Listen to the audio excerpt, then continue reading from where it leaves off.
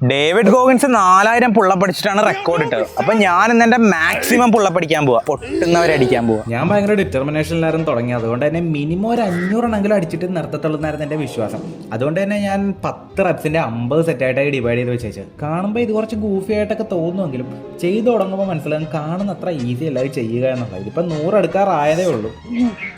100 ഇതുവരെ കഴിഞ്ഞിട്ടുള്ളൂ, ഇനി 400 ബാക്കി കിടക്കുക. 100 കഴിച്ചിട്ട് വലിയ തളർച്ചയൊന്നും ഇല്ലായിരുന്നെങ്കിൽ എക്സ്ട്രാ ആവേശത്തിനായിട്ട് കുറച്ച് പ്രീ വർക്കൗട്ടും കൂടി കഴിച്ചിട്ട് ബാക്കി പരിപാടി തുടങ്ങി. 200 എടുത്തപ്പോൾ കുറച്ച് ടഫായി തുടങ്ങിയെങ്കിലും അടിച്ചങ്ങ് തീർത്ത്.